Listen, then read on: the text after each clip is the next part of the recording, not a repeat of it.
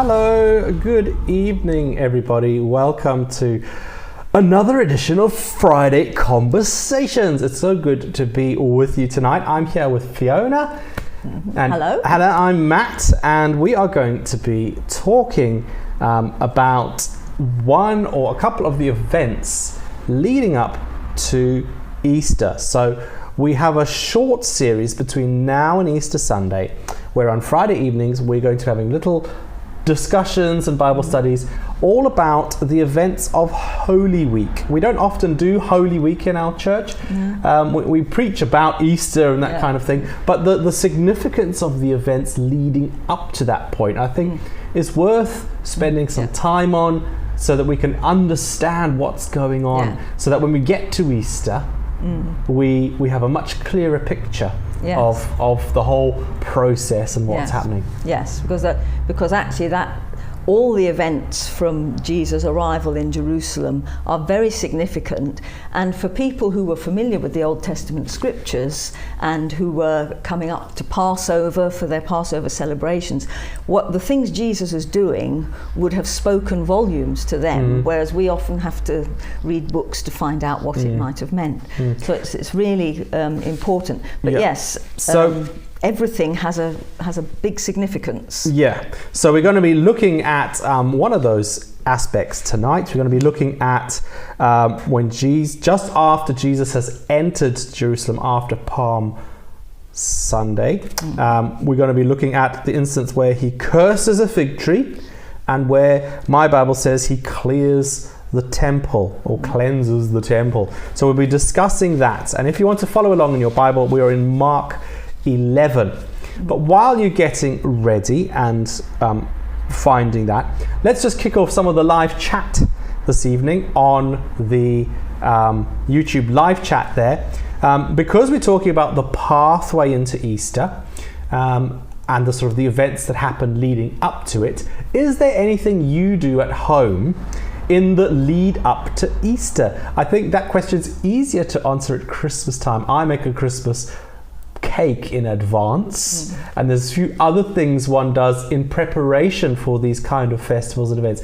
Is there anything you do in your household in preparation for Easter? So we'll start with that, and we'll see what questions and answers people have to that one in the live chat. Yes. All right. Shall we start by reading the passage? Do you want to do that? I'll do that then. So this is Mark chapter 11.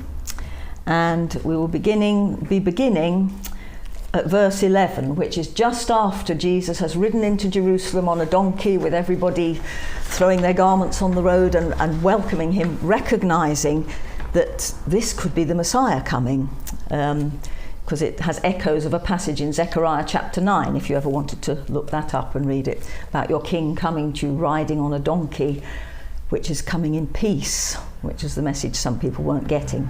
But anyway, so chapter 11, beginning at verse 11. So Jesus entered Jerusalem and went to the temple. He looked around at everything, but since it was already late, he went out to Bethany with the 12. The next day, as they were leaving Bethany, Jesus was hungry. Seeing in the distance a fig tree in leaf, he went to find out if it had any fruit. When he reached it, he found nothing but leaves, because it was not the season for figs. Then he said to the tree, "May no one ever eat fruit from you again." And his disciples heard him say it. On reaching Jerusalem, Jesus entered the temple area and began driving out those who were buying and selling there. He overturned the tables of the money changers and the benches of those selling doves, and would not allow anyone to carry merchandise through the temple courts. And as he taught them, he said, "Is it not written, 'My house will be called a house of prayer for all nations'? But you have made it a den of robbers."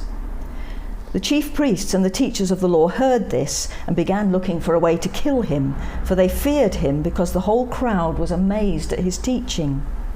When evening came, they went out of the city. In the morning, as they went along, they saw the fig tree withered from the roots.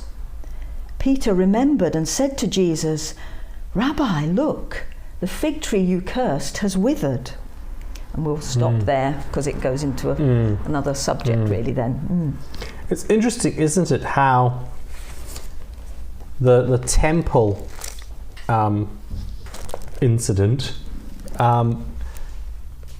is sandwiched in between these two bits about the fig tree. Why is that?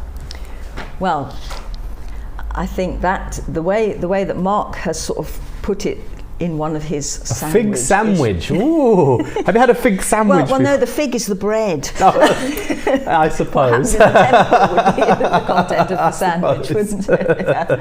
Yes. Yeah, I think that is significant because the theme of both is the same.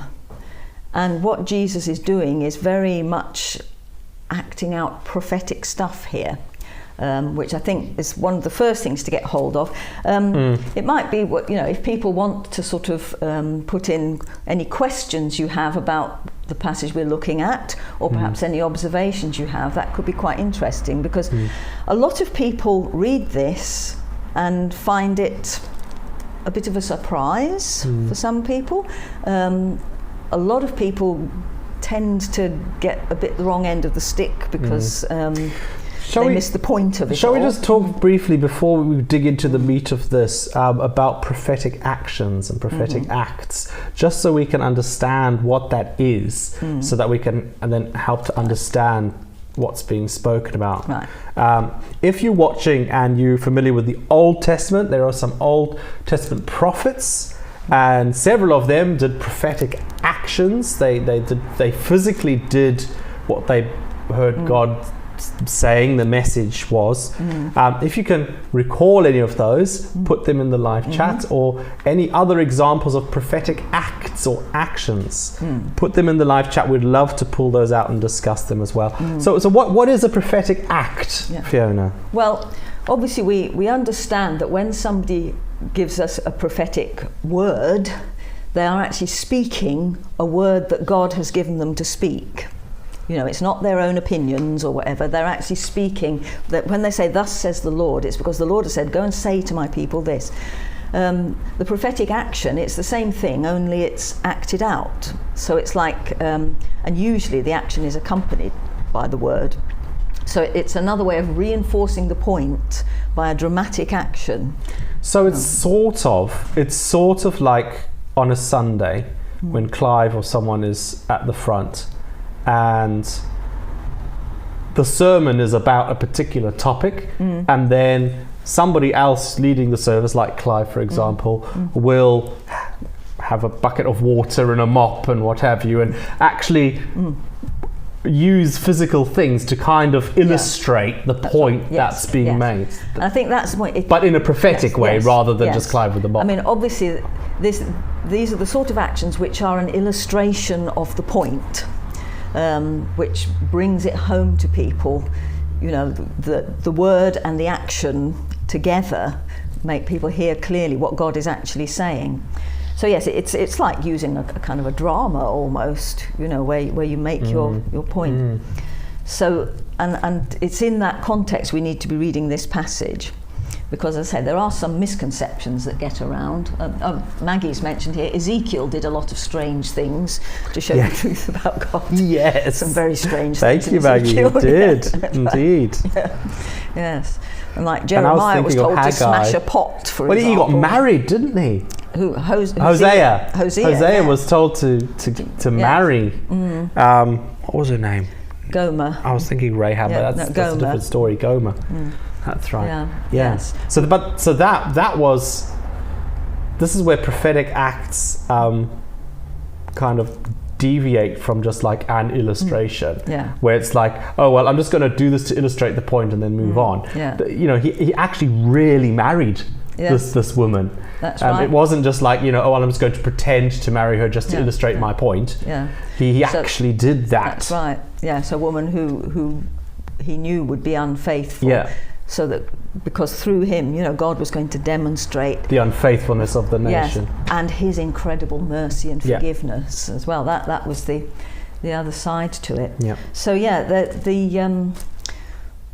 the whole thing. So here, the triumphal entry, as it's called, when Jesus rode in, that was a prophetic action. You know, he was actually fulfilling the prophecy in Zechariah, and was making a very clear statement to the people who, because it's Passover, and this is a time when messianic hopes were very high, because you know they were celebrating God's deliverance of them from Egypt and slavery, and so at that time, you know, that's when all the hopes for God delivering them from the slavery under Rome. What is Passover? Understanding the significance of that might help us understand Easter a bit better.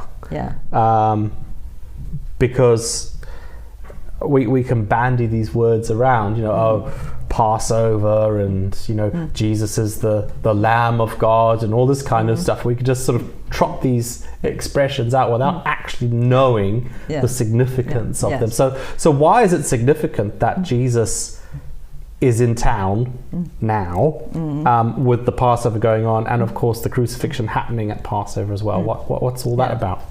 Well, for the Jews, Passover is one of the major festivals, if not the major festival of the year, because it celebrates the time from centuries before when they were in slavery in Egypt, and God sent Moses to tell Pharaoh to let them go, and God sent plagues on Egypt until Pharaoh did let them go. And the final plague was when all the firstborn in Egypt were struck dead in the night because Pharaoh had refused to let them go. And the angel of death passed over the houses of the Israelites because God had told them, you know, to sacrifice a lamb and put its blood on the doorposts. And when he saw the blood of the lamb, he would pass over.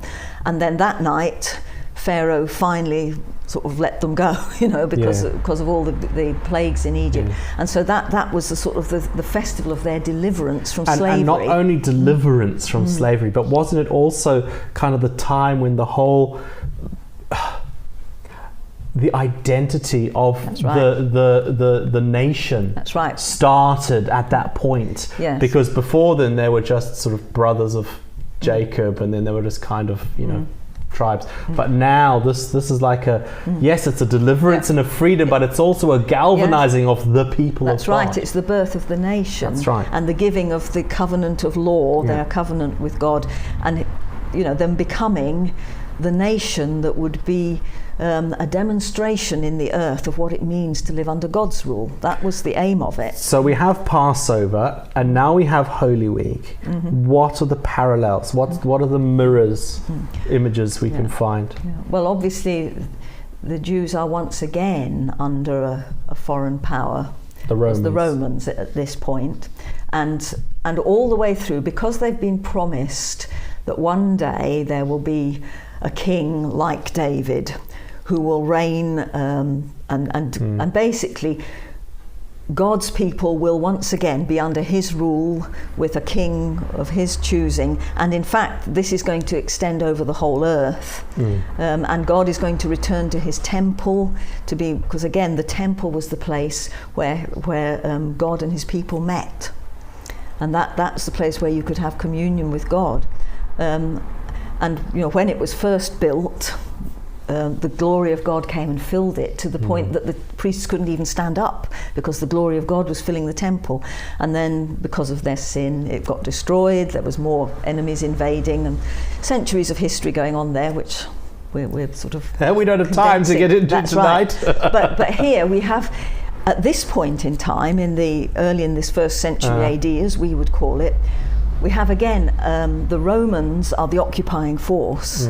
And for the devout Jews, they're longing for the day when this Messiah will come, and they will no longer be under occupation by their enemies, you know, and they will have the King, the Messiah, on the throne, and God will return to his people. So here comes Jesus on a donkey, and some people are going, aha! Yes, this is the one. This is him. Yes. And then just random stuff happen, or you know, does the whole sort of thing with the fig tree and even sort of the temple stuff, is it just because, you know, Jesus was, you know, like, oh, well, I'm in Jerusalem, so I'll just go and check out what's going on in the temple. Oh, look, I'm so cross and angry that I'm going to, you know, kick up a fuss. Or, you know, is it that? Or is it more a case of, I'm here now. I know what's going to happen to me. And, you know, my path from here to that point, everything I'm going to do and say is going to be quite deliberate. Yes. And I'm going to be fulfilling stuff along the way, rather than just, you know, hey, here's a fig tree and I'm hungry and, you know, it's disappointed me, so zap. I think it's actually quite an important point to make, because I have over many years that I've been in this particular line of life, I've heard some strange things spoken about this, but one of the things that I've quite often heard people say is, oh well, it shows, you know, even Jesus lost his temper when he went into the temple, you know, and he was so angry that he reacted, broke stuff. But I think we need to make it really clear, he's not just having an outburst of anger and fury at what he's seeing. This is actually a deliberate, planned action. It is not a fit of temper. Well, it says, doesn't it?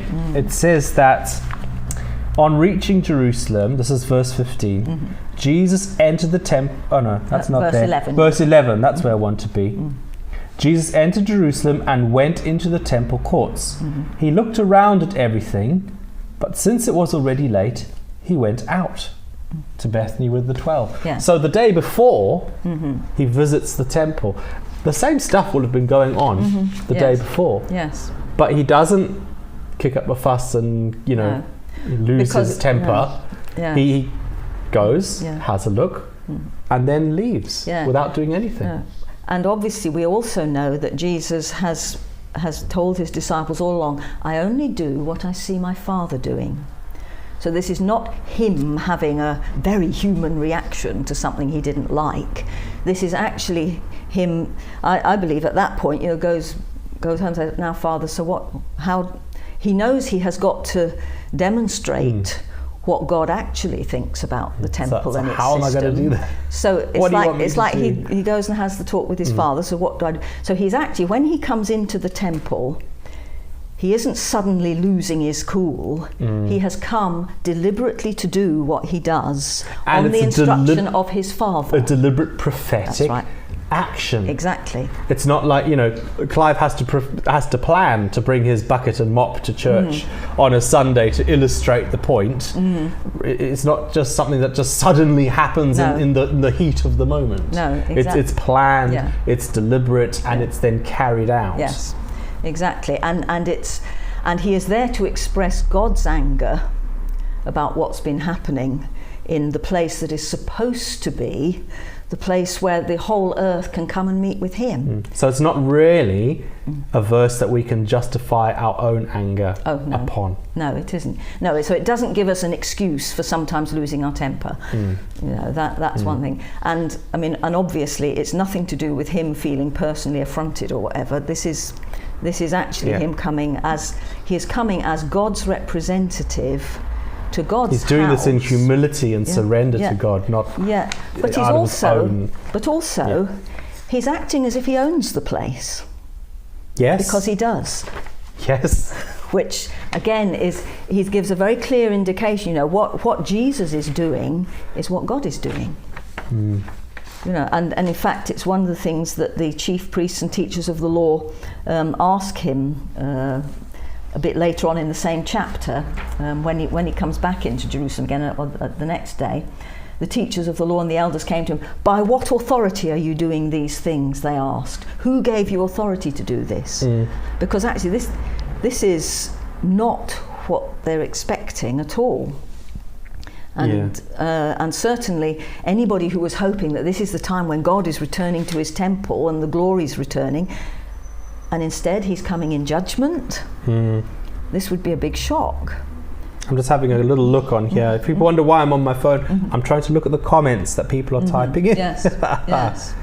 Oh, Verity, if you read what happened to others in the Old Testament who disrespected the temple or tabernacle, Jesus' reaction is very restrained, he says. Yes. Well, that's the thing, because actually it's a prophetic action, because the other thing about prophetic actions is it tells you what is going to happen. Yeah. See, Maddie's actually put the thing there, it's an illustration of what is to come. Yeah. Because of course we also find that, when Jesus was coming to Jerusalem and he wept over it, it's because he knows that because of their failure to receive him when he came, it's actually going to be destroyed totally. And of course, 40 years later it was, and the temple itself was destroyed. So yes, in that sense it's a prophetic action. It's expressing God's heart, but it's like a warning to people. You need to repent, you need to deal with this, because actually you're under judgment. And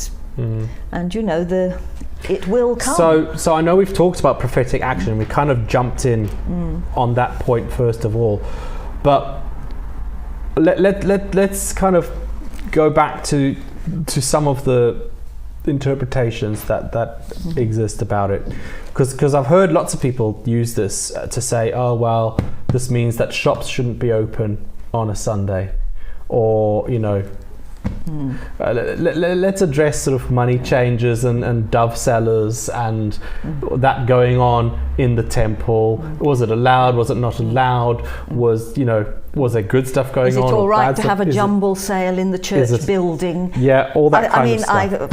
Many years ago, I've had somebody complaining, we shouldn't be having jumble sales in at that stage, it wasn't our church, obviously we don't own a building, but, in our early ministry days, we had one hall that did for everything, and it was the sort of thing that had jumble sales, which I hate. But really, that's missing the point. So, so just explain to people what was actually happening in this court and what court it was. So the temple is kind of split up into sections, sort of different courts depending on who you were. You're allowed in certain bits. That's right. So it's the outer one, then a more inner one, then a more inner one, and then an inner one. Yeah. And depending on who you were and what you did was how far in you were allowed to get. Yeah. And so the courts right on the edge, there was one big area set aside for Gentiles, people who weren't Jewish people, which was right next to the court for women, I think. Yeah, well, the court for women was one stage further. Stage further in, okay. Yeah, but it was Jewish women, of course. Yes, of course, yeah. So Gentiles, because, of course, the temple was supposed to be a place for all nations. Yes. That's the quote there, a house of prayer for all my house will be called a house of prayer for all nations. That's in Isaiah. I can't remember the chapter and verse. I did write it down. So we have these different courts. So in the sort of outermost court, this Gentile court, there was this like market, but it's just a massive place. It's not like a small little. No, it's the biggest court. It's the biggest area, and in that place there were money changers because you couldn't use Roman money to buy. No, you had to use the temple coinage. You had to use the temple coinage to buy the sacrifices and things. And if you're traveling from a long way, and especially Passover being a national festival where everyone's descending, because you paid taxes to the temple, and that had to be paid in temple coinage. So there was money changers, and also buying sacrifices, because I mean, if you've traveled 100 miles on your donkey or whatever to get there, it'll be pretty tricky lumping a lamb on your back or some doves or whatever, trying to stop them flying away along the journey. Well, and even if you did, they had to be perfect. And had to be inspected and checked before they would be acceptable. Yes. So I mean, and that it was a legitimate activity for the sacrificial system. Yeah. Without it, the sacrificial system wouldn't work. That's right. One gathers that, as is so often the case, some people manage to exploit that to their own ends, and you've got charge a bit extra where they shouldn't, or sort of saying, no, that lamb's not perfect, you'll have to buy another one, that sort of thing. So you've got the more expensive one over here. Yeah, you've got that sort of thing, that you had temple authorities who were living very fast and loose. Well, very extravagantly. So they were very rich, basically. The people who were in charge of the temple were mostly very rich. Yes. And so and the poor would lose out because they had to, their money was getting squeezed out of them. So there was injustice going on right within the temple itself. But the activities, the money changer to get the temple coin, well, that that's like in Jewish law that had to be done. It wasn't just let's make something up to get more money. Because the Jews were not allowed to make an image of anything. Now the Roman coinage had the emperor's face on it. Caesar on it, yeah. And so actually for the Jews it had to be changed into money that had no image of man or beast on it. Yeah. So actually, the process, the activities, yes, okay, some were being abused, yes, but the actual fact that money changers were there and animal sellers were there wasn't breaking some sort of rule. No. But what you had got was this whole business of, well, as we've seen on his journey up to Jerusalem, the constant increasing pressure from the authorities of one sort of, the religious authorities, and the enmity that's building up to his teaching, because it actually challenges the current system, which was not demonstrating what it's like to live under the rule of God. It was actually kind of no different from the Romans, except with the Jewish version. You'd still got, people who were making a very pretty penny out of the present system at the expense of people who weren't. You still had injustice happening. You still had the sort of the oppression. You had people who were very punctilious about keeping the details of the outer law, but actually when it came to the inner attitude, so this is more sort of the temple, the whole system. Yes, it's the whole system that he's actually coming and attacking here, and of course those who are the managers of it. Yeah.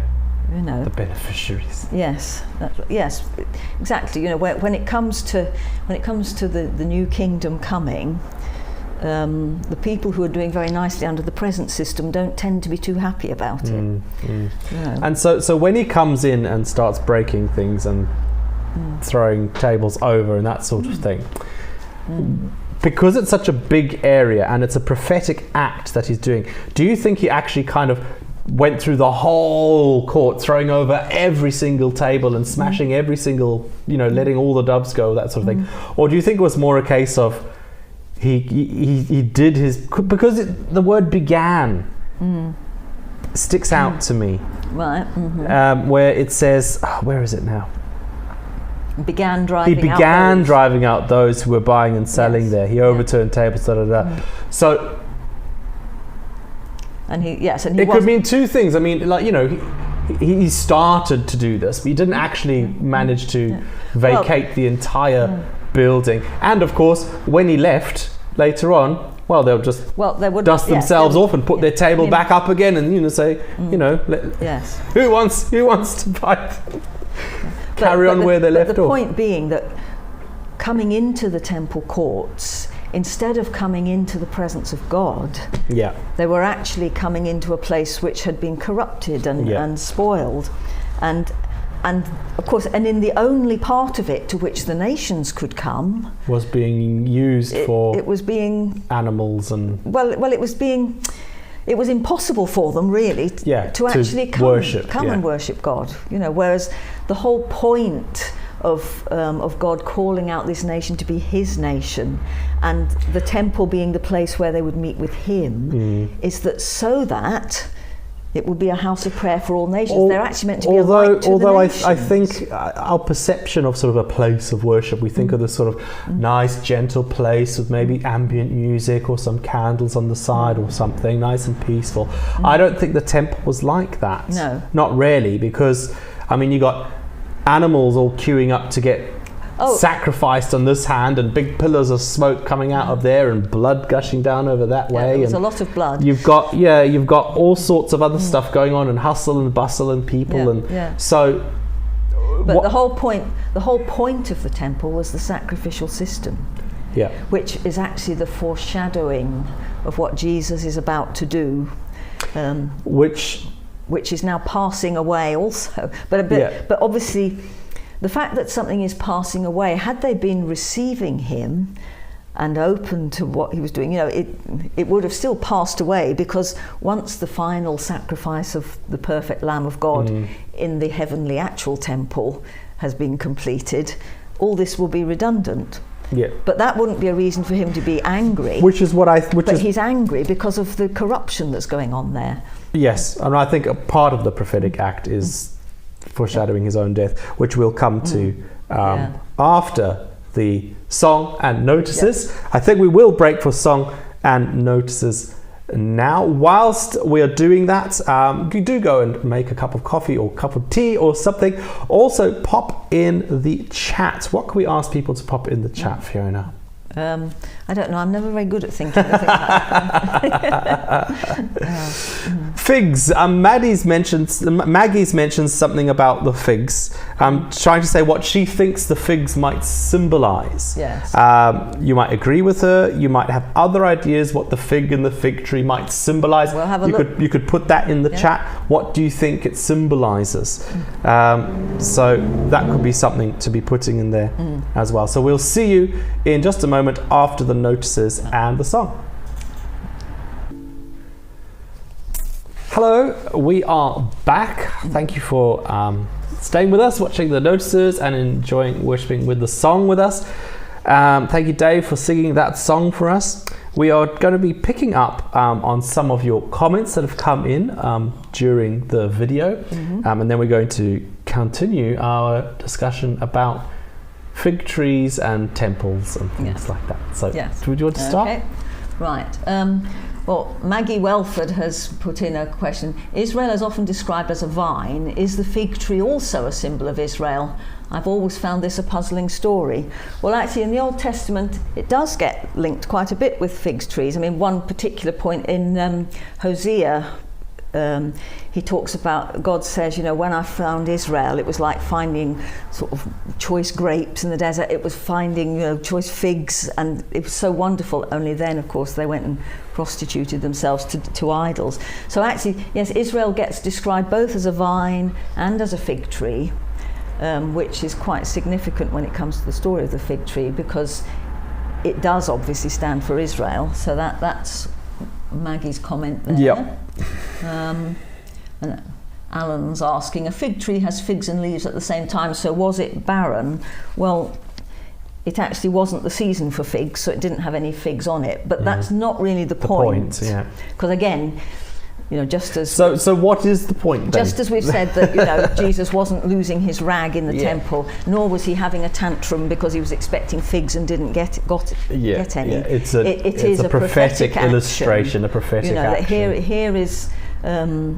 Here is this nation, Israel, the nation, the fig tree, and who has been unfruitful, where God has expected fruit. That's right. They're supposed to be a light to the world, and they're not being. That's right. Their temple is supposed to be a place where all the world can experience His presence, and yet it's a barrier, and they can't. Yes, exactly. And so therefore it comes under judgment. And the fact that Jesus sort of curses the fig tree, then goes into the temple and proceeds to do this other dramatic stuff, and then the next day, lo and behold, that fig tree has withered. And again, it's like he's judgment upon. He's warning them of judgment to come, and we know that this is not him being cruel or taking some delight in the prospect, because when he was coming to Jerusalem, he's weeping over Jerusalem, saying, if only even today you knew the things that led to your peace. How often I'd have gathered you like a hen gathers her chicks under her wings. I wanted to save you from the destruction you're bringing on yourself, but you would not. So it's we see God's heartbreak there, but we also see the fact that ultimately wrong has to be put right. And there's no getting round that. And so yes, the cursing of the fig tree is also a prophetic action. And if you see it in that light, it makes some sense. It's not that Jesus just sort of wants to go around cursing fig trees or chucking mountains into the sea and everything the next bit. That's not the point. You need to see that's the picture language. It's the picture language. It's the metaphor. So we don't need to get too caught up with the detail of the metaphor. We need to get the point the metaphor is making.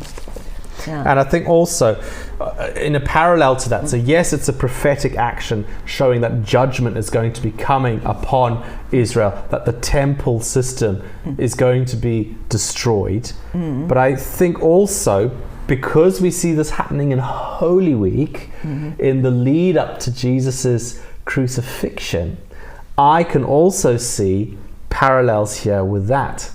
Jesus coming in and trashing the old sacrificial way of worship, sort of saying, this is ending, this is stopping. You're not going to do sacrificing of doves and lambs and all this anymore. I'm coming to put a stop to it. I'm coming to throw it out because I am going to be the ultimate sacrifice. Well, in fact, and the new temple is going to be the temple's like moved, isn't it, from the physical building into. But I think it's the same. It's the same principle as we find in the Sermon of the Mount, where he says, I have not come to abolish the law, but to fulfill it. And when it comes to the sacrificial system, it's not that he's come to abolish it because it's a bad thing in itself.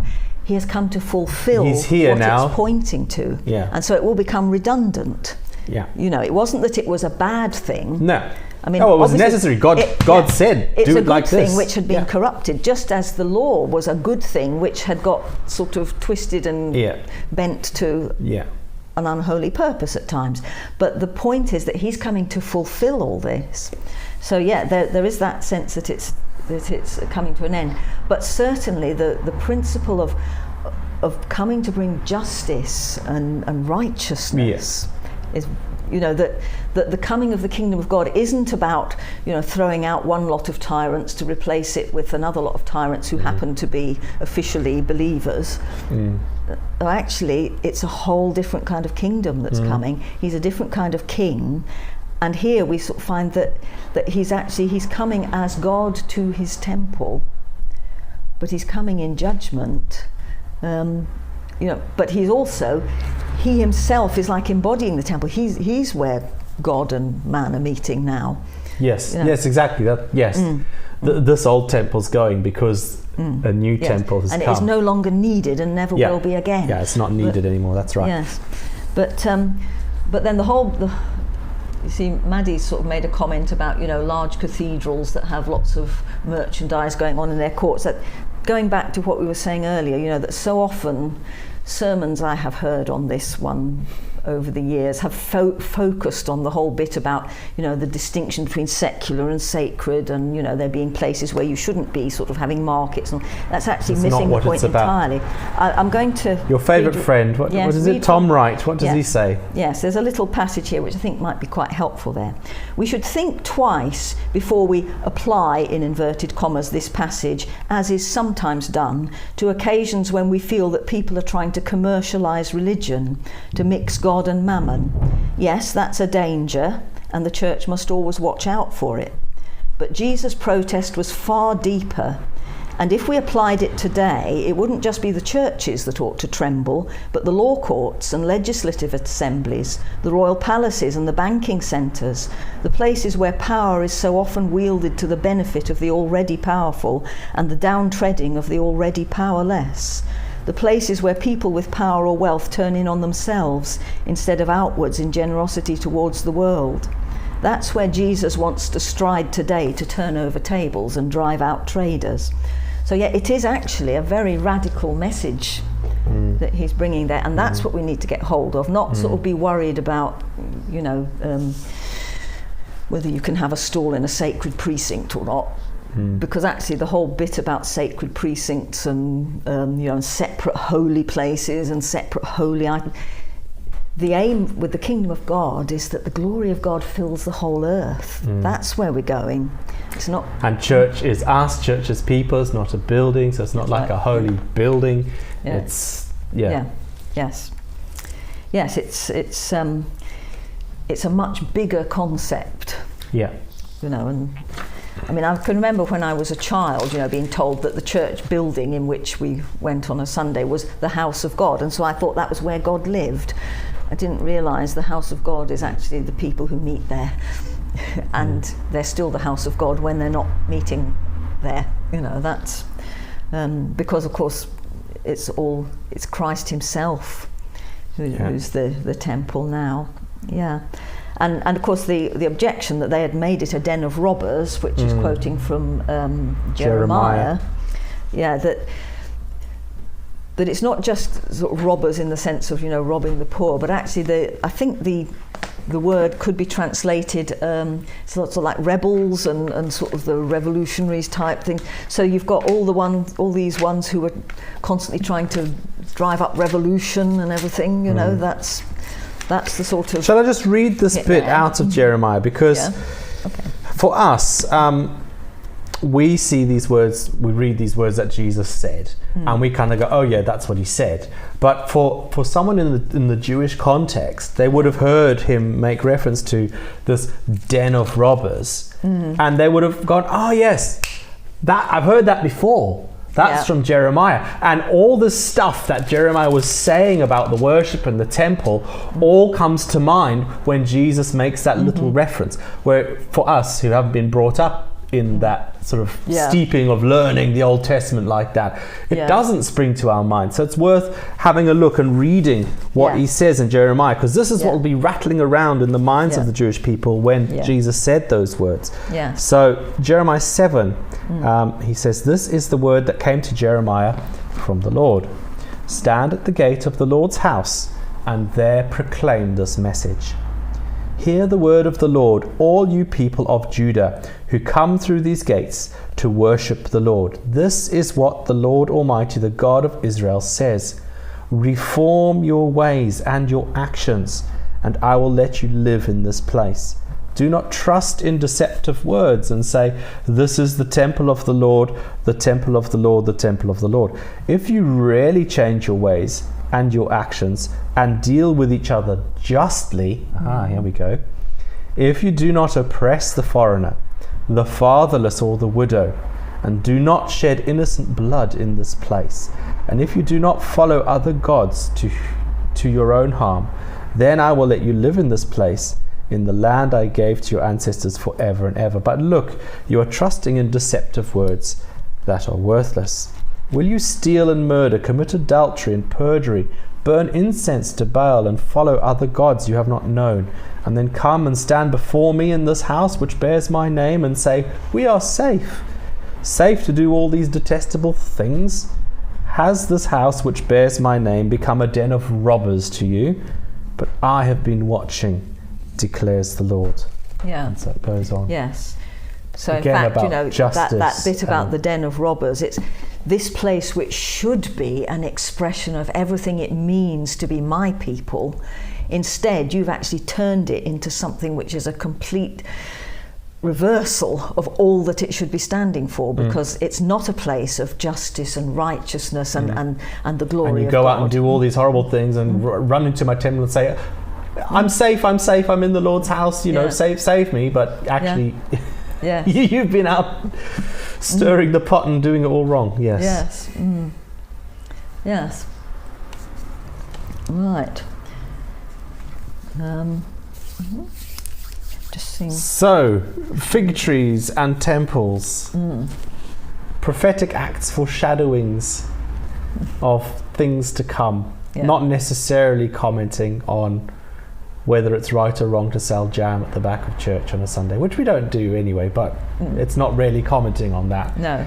It's commenting on something much bigger and deeper and wider. I suppose in one sense, it's underlining the fact that the coming together to worship God as God's people, that is the point of the coming together. It's not sort of the backdrop to a whole lot of other stuff, which, can sometimes become too much the focus. I'm just having a look at the chat to see if anything else. Some's come up that I hadn't seen before. Yes, Maggie's just put a comment in.